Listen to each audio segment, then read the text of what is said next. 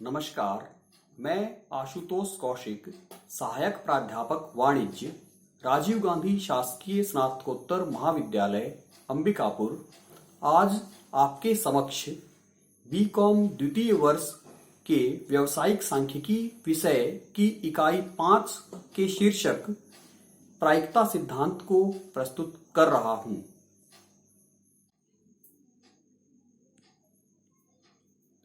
प्रायिकता को हम सामान्य बोलचाल की भाषा में संभावना भी कहते हैं। हम भविष्य में होने वाली बहुत सारी घटनाओं के बारे में जानना चाहते हैं कि ये घटनाएं हमारे अनुकूल होंगी या नहीं, या इनके परिणाम हमारे लिए लाभप्रद होंगे या नहीं। हम इन घटनाओं को जानने के लिए, इनकी अनुकूलता को समझने के लिए कई तरह के अनुमान लगाते हैं, लेकिन ये अनुमान किसी विशेष गणितीय आधार या वैज्ञानिक आधार पर नहीं होते हैं। इन अनुमानों को वैज्ञानिक आधार पर लेने के लिए एक प्रमुख माध्यम प्रायिकता है। प्रायिकता भावी अनिश्चित घटनाओं के घटित होने की संभावना का संख्यात्मक निरूपण है। प्रायिकता को और अधिक समझने के लिए हमें विभिन्न विशेषज्ञों की परिभाषाओं को समझना पड़ेगा। इसके लिए आइए हम कुछ विशेषज्ञों की परिभाषाओं को देखते हैं। सबसे पहले हम लाप्लास की परिभाषा को देखते हैं। इनके अनुसार संभावना या प्रायिकता अनुकूल घटनाओं का समान संभावनाओं वाली समस्त घटनाओं के साथ अनुपात है। लाप्लास ने बताया कि हम किसी घटना की संभावना या प्रायिकता को जानना चाहते हैं तो उस घटना के होने वाले समस्त परिणामों और हम जो परिणाम चाहते हैं, अर्थात हमारे लिए जो परिणाम अनुकूल है, उसका समस्त परिणामों के साथ अनुपात को देखते हैं। इसके पश्चात हम एक अन्य परिभाषा देखते हैं जो कॉनर के अनुसार है। इन्होंने कहा है, संभावना या प्रायिकता अनिश्चित घटनाओं के बारे में मस्तिष्क की एक स्थिति है। इससे हम समझते हैं कि कॉनर ने बताया कि हम भविष्य के बारे में जानना चाहते हैं, अनुमान लगाना चाहते हैं, तो यह एक भावी अनिश्चितताओं के बारे में विचार करने की एक मानसिक स्थिति है। हम भविष्य को जानना चाहते हैं कि कोई घटना होने की कितनी प्रायिकता है। यदि सर्वग्राही अर्थात उस घटना के परिणाम सर्वमान्य हैं, परस्पर अपवर्जी अर्थात घटना के विभिन्न परिणाम एक दूसरे के पूरक हैं या विपरीत हैं, और समान रूप से घटित होने वाली परिस्थितियां n हैं, अर्थात उस घटना के होने वाले समस्त परिणामों की संख्या n है, और उनमें से किसी a घटना के अनुकूल परिस्थितियां a हैं, अर्थात उस घटना के विभिन्न संभावनाओं में से हमारे अनुकूल संभावना की परिस्थितियां a से प्रदर्शित की जाएं, तो इस हमारे अनुकूल घटना के घटित होने की संभावना a/n है, अर्थात किसी घटना के होने के कुल परिस्थितियां या परिणाम n है। उस a घटना के हमारे पक्ष में अनुकूल होने की परिस्थितियां a से प्रदर्शित करें, तो उस a घटना के घटित होने की प्रायिकता a/n होगी। इसे सूत्र रूप में निम्नानुसार प्रदर्शित कर सकते हैं। घटना के घटने की प्रायिकता बराबर अनुकूल परिस्थितियों की संख्या बटे समस्त संभावित परिस्थितियों की संख्या। घटना के न घटने की प्रायिकता प्रतिकूल परिस्थितियों की संख्या बटे समस्त संभावित परिस्थितियों की संख्या। यहाँ किसी घटना के होने वाले समस्त परिणामों में से हमारे लिए अनुकूल परिणाम और हमारे लिए प्रतिकूल परिणाम, इन दोनों का योग उस घटना के घटित होने के समस्त परिणामों के योग के बराबर होता है।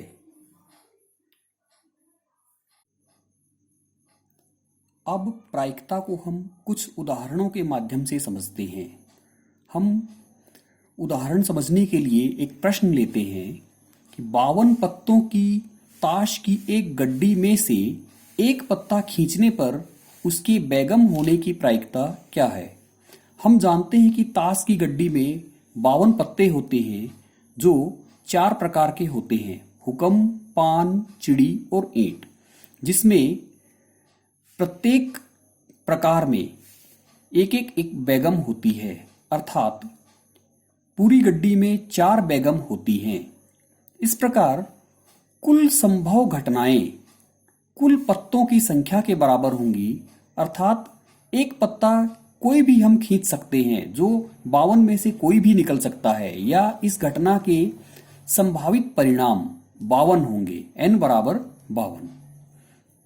अनुकूल घटनाएं, हम अनुकूल घटना के रूप में बेगम के प्राप्त होने को मानते हैं, इसलिए बेगम के पत्तों की संख्या गड्डी में 4 होती है, अतः a का मान हम 4 लेते हैं।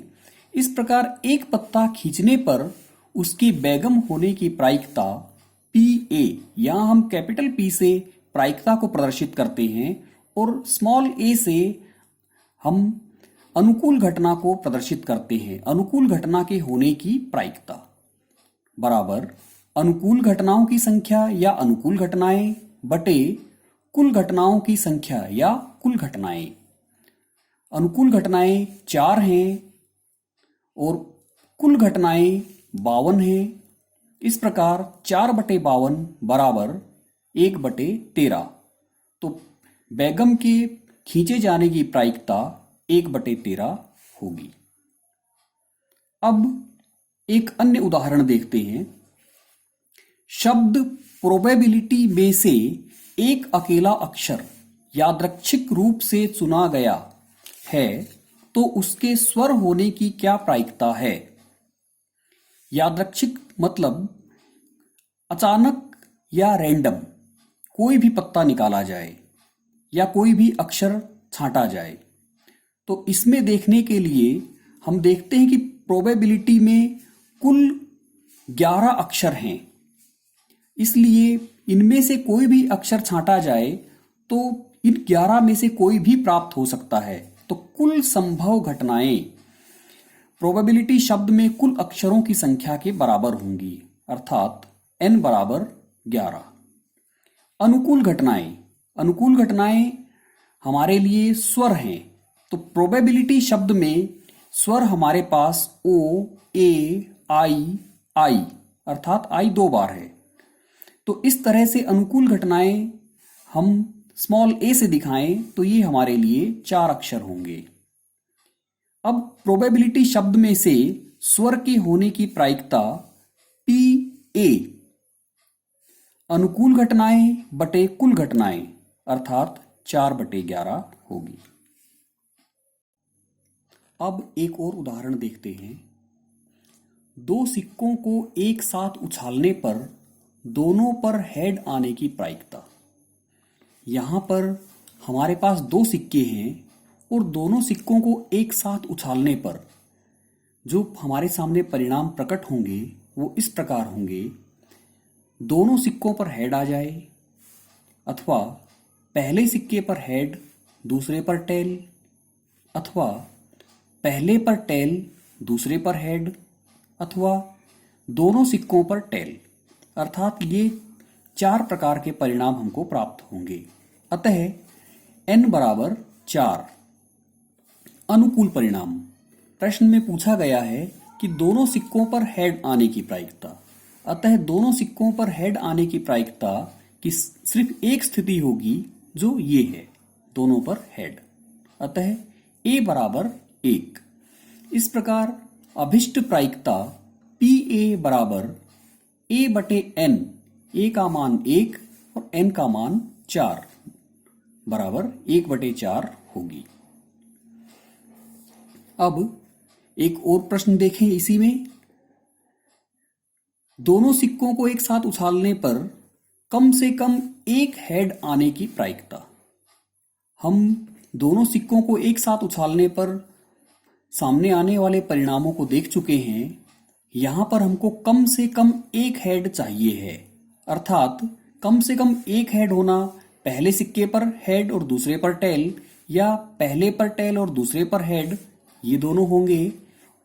लेकिन कम से कम एक, इसका अर्थ ये है कि अधिकतम दो भी हो सकते हैं। अतः दोनों सिक्कों पर हेड होना HH, ये भी हमारे लिए अनुकूल घटना है। इसलिए A का मान यहां पर 3 होगा। अतः हमारे लिए अभिष्ट प्रायिकता PA बराबर A/N बराबर 3/4 होगी। इसी प्रकार एक और इसी प्रश्न का उदाहरण देखें। दोनों सिक्कों को एक साथ उछालने पर दोनों पर हेड या दोनों पर टेल आने की प्रायिकता। तो हम दोनों सिक्कों को एक साथ उछालने पर आने वाले परिणामों को पहले से ही जानते हैं। तो दोनों पर हेड होना ये स्थिति है और दोनों पर टेल होना ये स्थिति है। अर्थात हमारे लिए अनुकूल परिस्थितियां 2 हैं, इसलिए A बराबर 2। अतः अभिष्ट प्रायिकता बराबर PA बराबर 2/4। 2/4 को हल करने पर 1/2 प्राप्त होता है। आइए अब एक पासे से संबंधित प्रश्न देखते हैं। प्रश्न है, एक पासा फेंका जाता है तो ज्ञात कीजिए। पहला, 4 से छोटा अंक आने की प्रायिकता। दूसरा, 4 या 6 अंक आने की प्रायिकता। तीसरा, 2 से अधिक अंक आने की प्रायिकता। एक पासे पर 1 से लेकर 6 तक के अंक लिखे होते हैं और पासे को फेंकने पर पासे के ऊपरी भाग में इनमें से कोई भी अंक आ सकता है। अर्थात पासे के फेंकने जाने पर कुल संभव घटनाएं 6 होंगी। n का मान 6 है। अब प्रश्न के पहले भाग में पूछा गया है 4 से छोटा अंक आने की प्रायिकता। तो 4 से छोटे अंक हमारे लिए अनुकूल घटनाएं हैं, जो कि 1, 2 और 3 हैं। इस प्रकार ये तीनों अंक, इनकी संख्या कुल 3 है। अतः A का मान 3 होगा। 4 से छोटे अंक आने की प्रायिकता A/N, अर्थात A का मान 3 और N का मान 6 रखने पर 3/6 बराबर 1/2 होगी। प्रश्न के दूसरे भाग में पूछा गया है 4 या 6 अंक आने की प्रायिकता। तो यहां पर हमारे लिए अनुकूल घटनाएं पासे के ऊपरी भाग में 4 या 6 अंक का आना है। 4 या 6 ये 2 अंक हैं, इसलिए हमारे लिए अनुकूल घटनाएं A का मान बराबर 2 होंगी। इस प्रकार 4 या 6 अंक आने की प्रायिकता A/N बराबर 2/6। इसे हल करने पर 1/3। इस प्रकार प्रायिकता 1/3 होगी। प्रश्न के तीसरे भाग में 2 से अधिक अंक आने की प्रायिकता। अब हम देखते हैं कि पासे पर 2 से अधिक के अंक, जो कि 3, 4, 5 और 6, ये 4 अंक हैं, यही हमारे लिए अनुकूल घटनाएं होंगी। तो 2 से अधिक अंक आने की प्रायिकता A का मान 4/N का मान कुल संभव घटनाएं 6। 4/6 बराबर 2/3, ये हमारी अभिष्ट प्रायिकता होगी। पिछले उदाहरण में हमने एक पासे को देखा। अगर हमारे पास 2 पासे हों तो क्या स्थिति होगी, इसको समझने के लिए हम एक अन्य उदाहरण देखते हैं। प्रश्न है, 2 पासे एक साथ फेंके जाते हैं, प्रायिकता ज्ञात कीजिए। पहला, योग 11 होने की। दूसरा, योग 9 नहीं होने की। तीसरा, योग के 10 होने की। यहाँ हमारे पास दो पासे हैं और दोनों पासों पर अंक आएंगे, तो इसके लिए संभावित परिणाम, दोनों पासों पर 6-6 अंक होते हैं, इसलिए दोनों पासों के एक साथ परिणाम जानने के लिए हमें दोनों पासों के संभावित परिणामों का गुणा करना होगा। इस प्रकार दो पासे एक साथ फेंकने पर प्राप्त परिणामों की संख्या 6 गुणा 6 होगी। इसके लिए हमें ध्यान रखना चाहिए कि यहाँ पर हम अगर पासों की संख्या बढ़ाएं तो एक पासे पर या एक परीक्षण में के जितने परिणाम होते हैं और जितने परीक्षण किए जाएं उन परीक्षणों की संख्या उसकी घात के रूप में लिखी जाती है।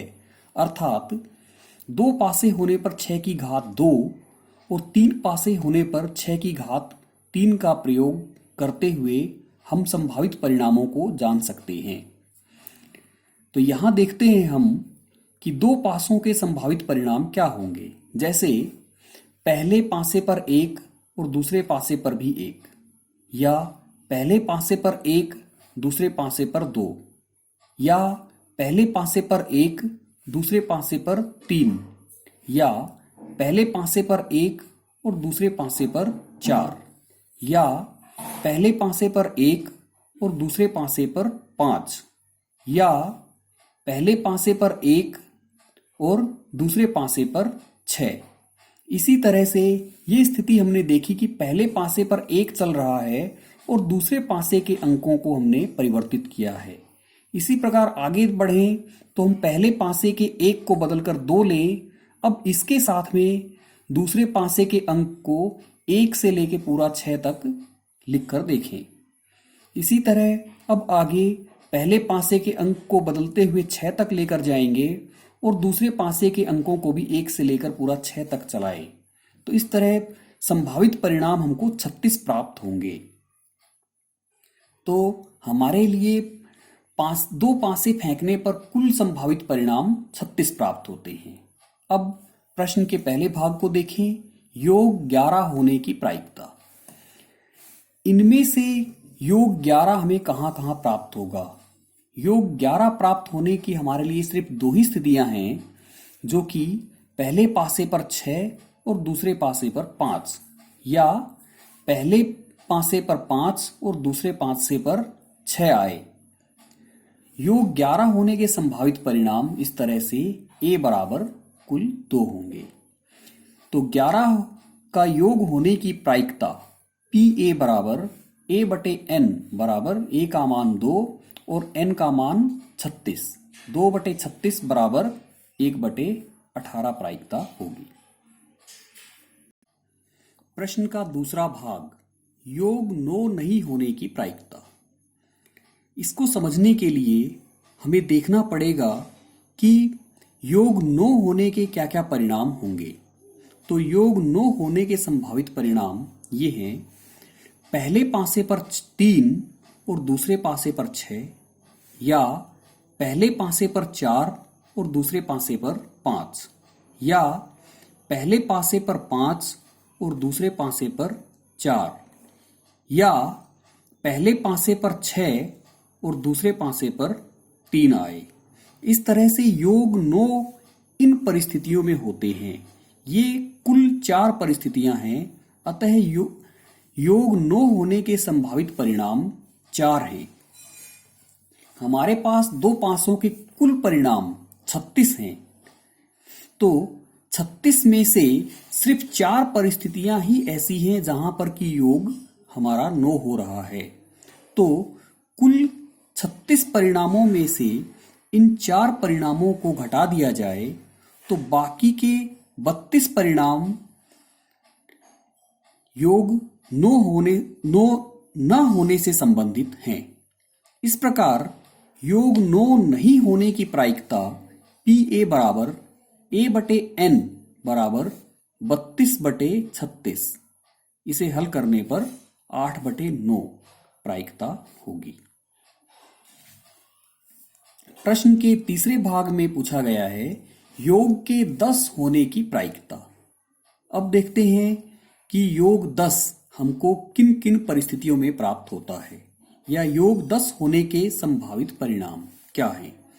तो पहले पासे पर 6 और दूसरे पासे पर 4, या पहले पासे पर 5 और दूसरे पासे पर भी 5, या पहले पासे पर 4 और दूसरे पासे पर 6 आए।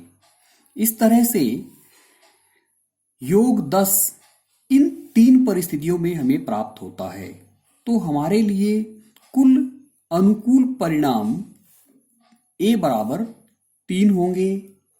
इस प्रकार योग 10 होने की प्रायिकता PA बराबर a/n, a का मान 3 और n का मान 36, 3/36 बराबर 1/12 अभिष्ट प्रायिकता होगी।